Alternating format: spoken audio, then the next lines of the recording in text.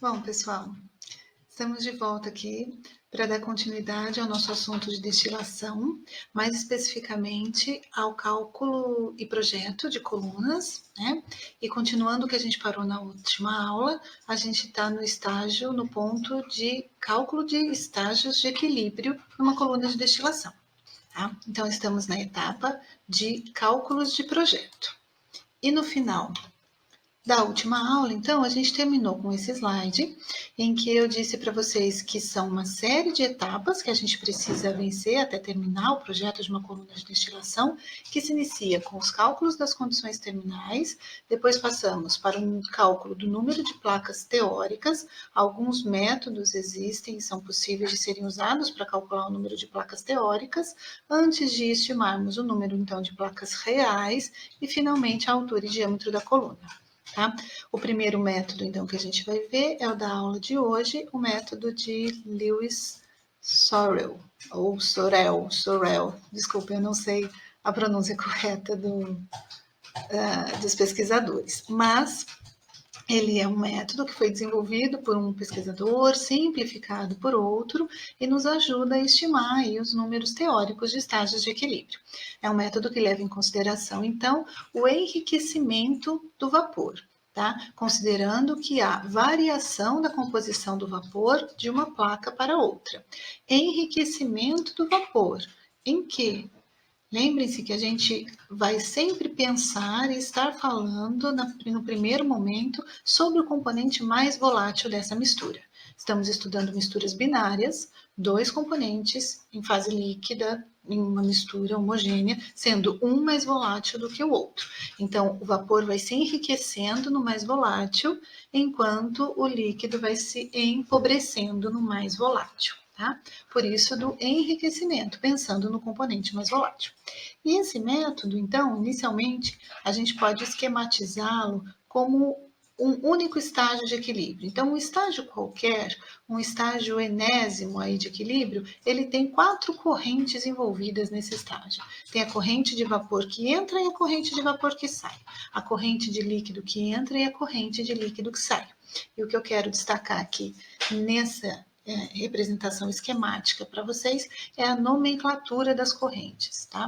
Por definição, por norma, nos é conveniente chamar do índice do estágio em que a corrente está saindo, é o nome daquela corrente. Então, a corrente que sai do estágio N recebe o índice N, Vn, Ln.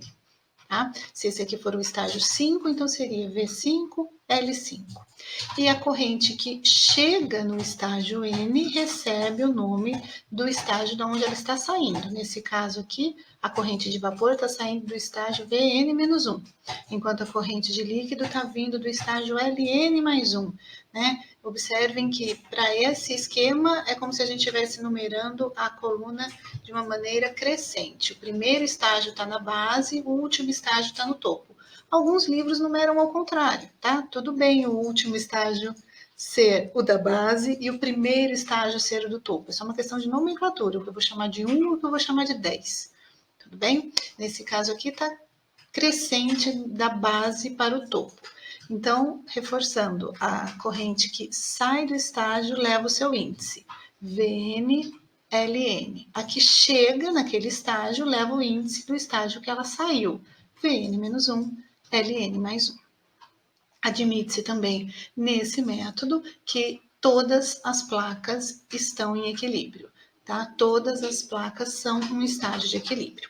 Então, a primeira coisa que o método faz é dividir a coluna em duas grandes regiões, como eu apresentei na aula passada, a região de retificação e a região de esgotamento, e tratá-las separadamente no início para depois juntar.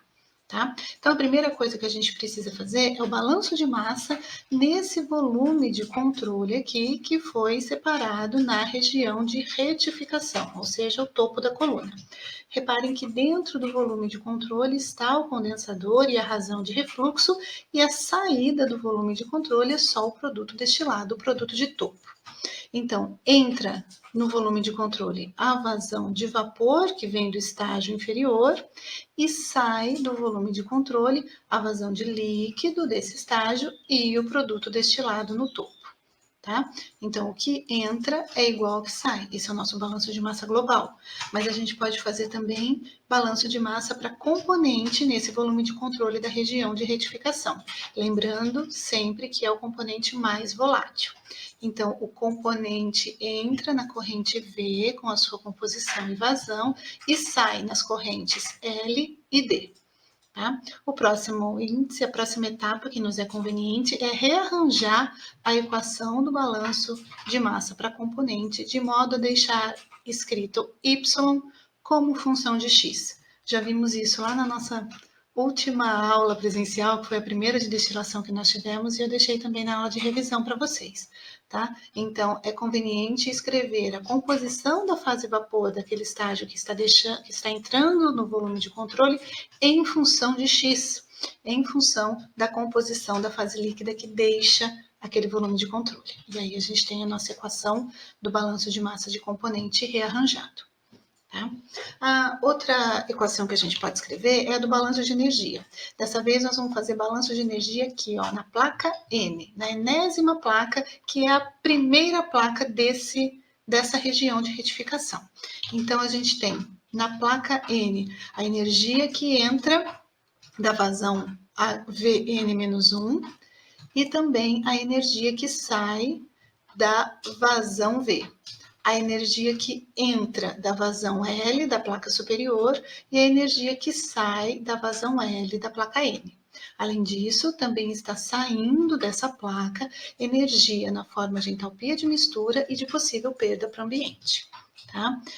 Para facilitar a nossa vida, a gente simplifica essa equação desprezando a entalpia de mistura, considerando que a entalpia não varia, apesar de ser uma mistura de dois componentes, e também que a coluna está isolada suficientemente bem, de modo a não perder calor, não perder energia para o ambiente. Tá? Então, a gente fica só com a parte do que entra igual ao que sai das correntes na placa N. Outra coisa que eu queria chamar a atenção de vocês aqui é para o seguinte, nós vamos chamar de V maiúsculo a vazão de vapor, L maiúsculo a vazão de líquido e de H maiúsculo a entalpia da fase vapor e H minúsculo a entalpia da fase líquida. H é entalpia, maiúsculo se for para vapor, minúsculo se for para fase líquida. Bom, além das equações de balanço de massa, total e componente rearranjado, a gente também vai precisar sempre, para cálculo de número de estágios, de relações de equilíbrio, de informações de equilíbrio, uma vez que cada estágio está em equilíbrio. Tá?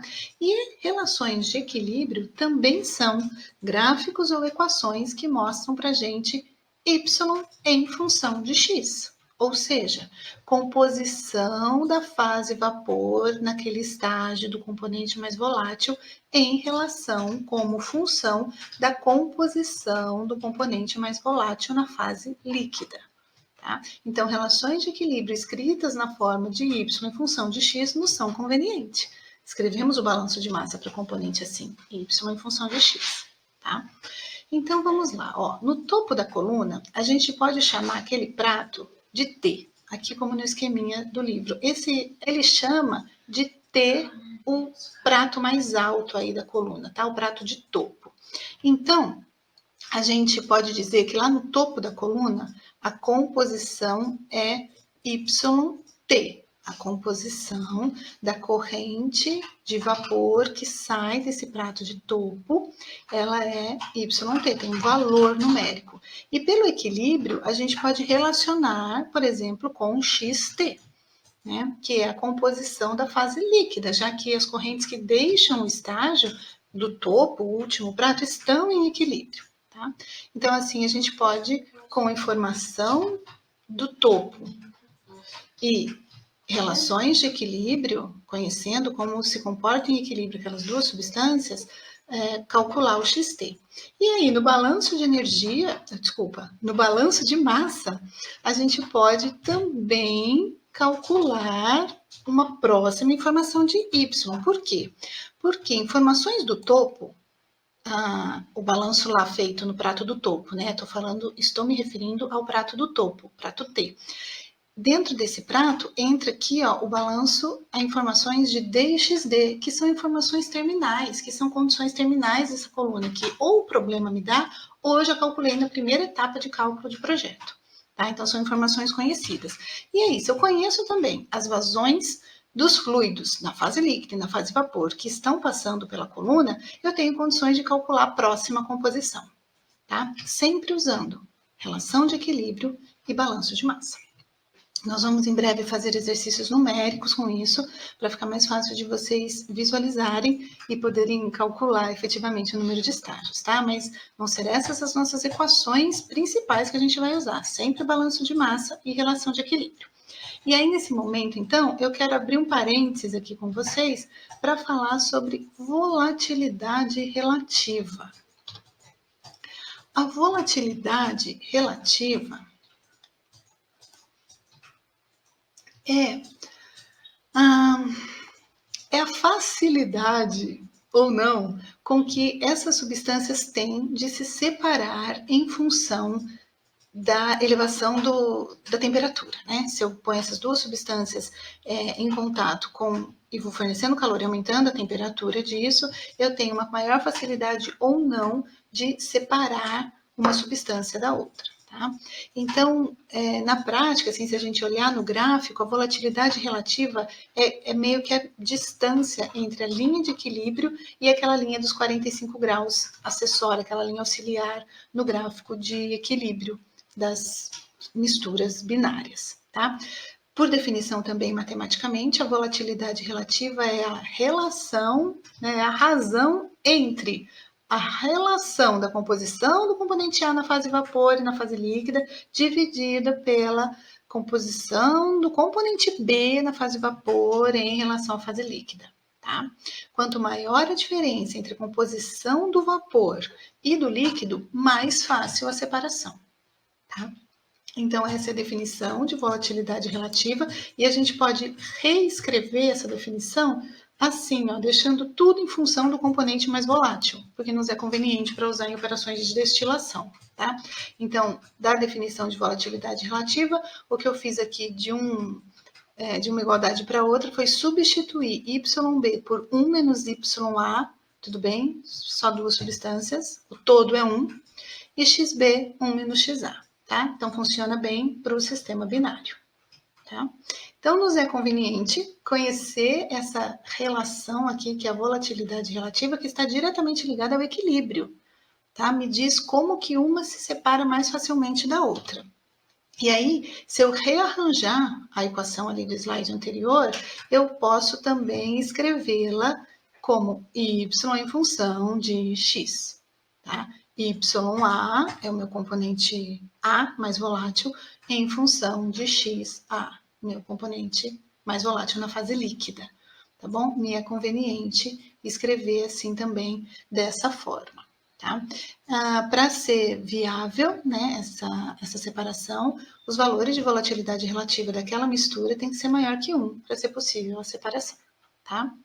Além dessa equação 5 aqui também, eu apresento para vocês uma outra maneira da gente escrever a composição do componente A na fase vapor e do componente B, seguindo a lei de Raoult.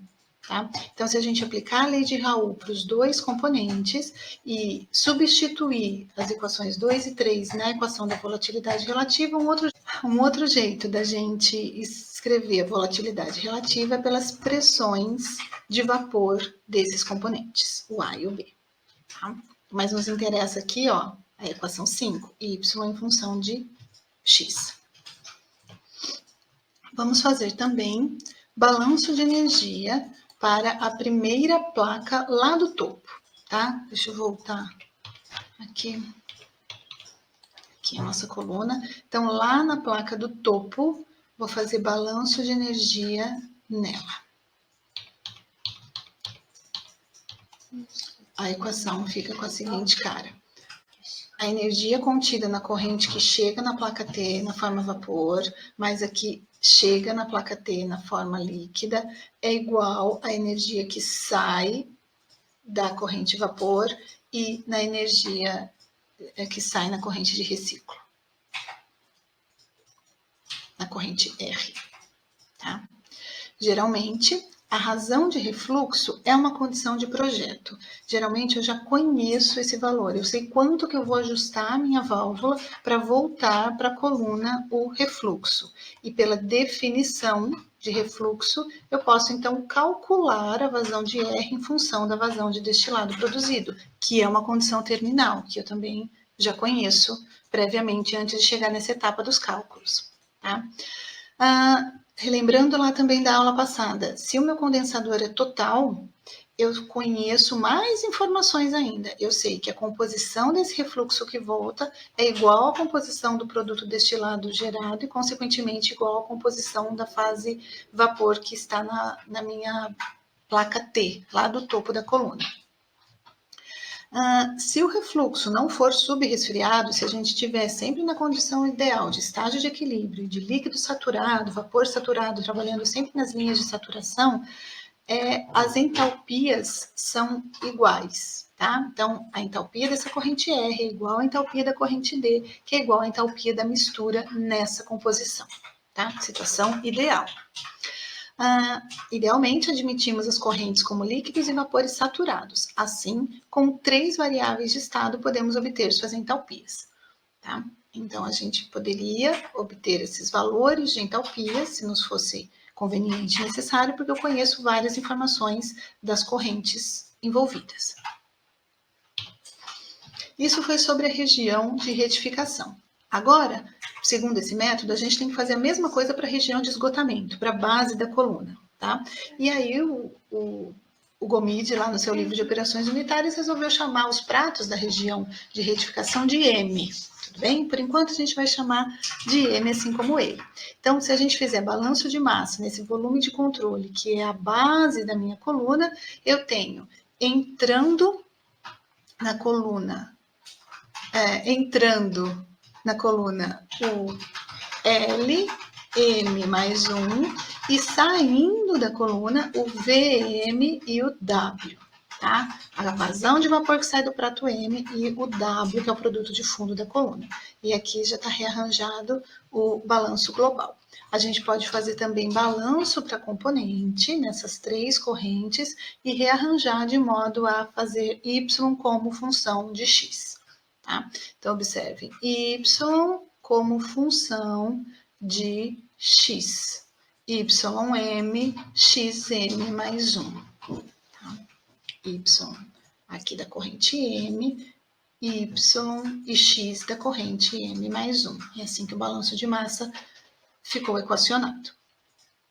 O balanço de energia, então, para o prato M, de modo análogo ao balanço de energia que a gente fez para o prato N, leva em consideração as entalpias do vapor e as entalpias dos líquidos na entrada e na saída. Podemos desprezar a entalpia de mistura e a perda para o ambiente também.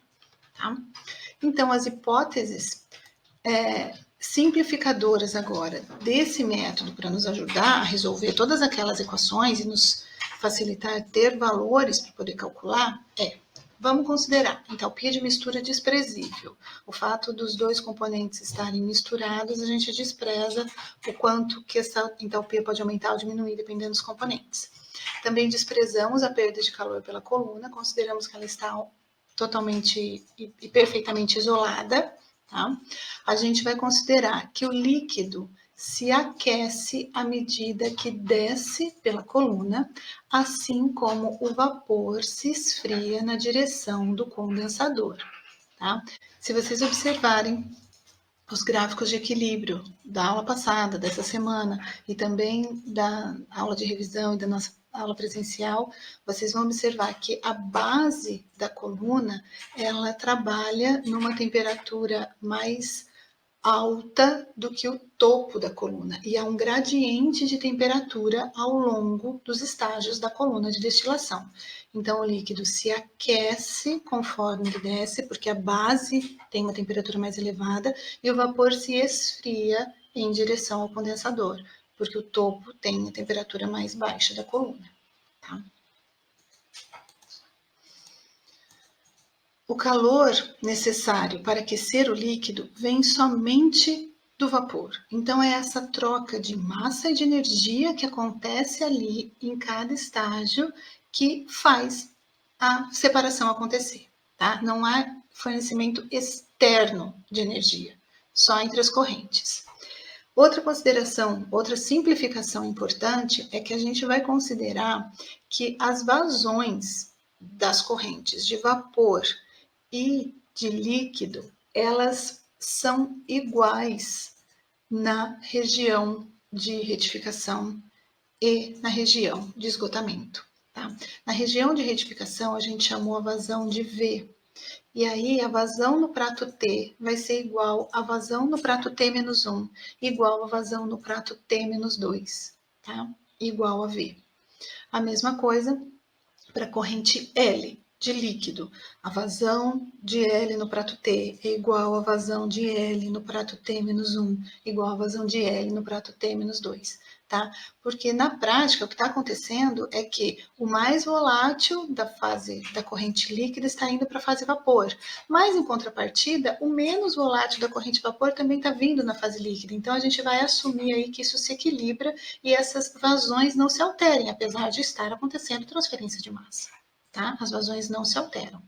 O mesmo da região de retificação se aplica para a região de esgotamento, mas nós vamos chamar de V' e L' as correntes na região de esgotamento, tá? Porque a vazão de vapor na região de retificação é igual entre os pratos, entre os estágios da região de retificação, mas é diferente da vazão de vapor na região de esgotamento, que é V'. Entretanto, V' na região de esgotamento tem o mesmo valor. E isso também vai valer para o L'. Bom, então assim, as equações agora simplificadas, sem os índices, né, ficam da seguinte maneira. As equações do balanço de massa para componente ajustadas y em função de x. Então, na região de retificação, eu tenho que yn-1 depende da vazão de líquido e de vapor na região de retificação, da composição do componente mais volátil na fase líquida e também de informações das condições terminais lá do topo da coluna. Para a região de esgotamento, vale as mesmas ideias análogas, né? Então, a concentração, a composição do componente mais volátil no vapor, no prato M, depende das vazões desses fluxos de líquido e vapor na região de esgotamento e também da composição no prato M+1, além das condições terminais de base da coluna, o W e o XW. Então, para desenvolver esse método, quais são as etapas que a gente tem que seguir? Eu posso começar a calcular por cima ou por baixo, pelo topo ou pela base da coluna, com informações iniciais de XD ou XW, tá? Tanto faz, a gente pode resolver de baixo para cima, de cima para baixo, porque as condições terminais eu já conheço, eu vou conhecer o valor de XD e de XW, tá? Aí, conhecendo essa informação terminal, eu aplico o balanço de massa para aquela condição que eu conheço. Na sequência, eu aplico também relação de equilíbrio, tá? Lembrando que as duas correntes que saem de uma placa relacionam-se pela relação de equilíbrio. As correntes que se cruzam entre duas relacionam-se pelos balanços de massa, tá? Aí a gente pode usar essas equações quantas vezes for necessário até atingir a próxima condição terminal. Então, se eu começo os cálculos com uma informação, com um número, com um valor numérico de XD que eu conheço essa informação, aplico balanço de massa, relação de equilíbrio, balanço de massa, relação de equilíbrio, até que eu chegue numa informação de X na base da coluna que atinja o meu objetivo do XW, tá? Então, quantas vezes a relação de equilíbrio for necessária ser utilizada até atingir a condição terminal da base da coluna, são o número de estágios que eu vou precisar construir nessa coluna, tá? E pelo contrário, se eu começar os cálculos por baixo, pela informação de base, eu aplico balanço de massa, relação de equilíbrio, balanço de massa, relação de equilíbrio. Quantas vezes eu precisar usar a relação de equilíbrio até atingir a condição terminal do topo são o número de estágios necessários.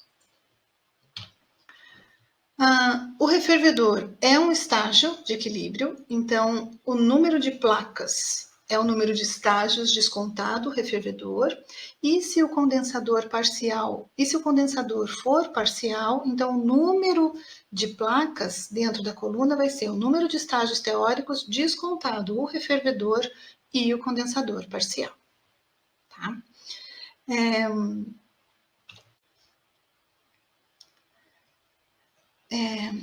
Eu espero que vocês possam assistir a esse vídeo e o vídeo anterior antes do nosso encontro ao vivo dessa semana, tá? Que vocês vejam o vídeo, ficou em dúvida, assiste de novo, abre as notas de aula, dá uma olhadinha na equação, tenta fazer o rearranjo, tenta deixar y em função de x e conferir com o que eu apresentei para vocês, tá? Vejam os vídeos, tentem fazer o exercício e tragam dúvidas para o nosso encontro ao vivo. A minha intenção é tirar as dúvidas de vocês e, quem sabe, resolver o exercício e conversar sobre esse assunto e esse primeiro método. Até mais, pessoal. Até a próxima.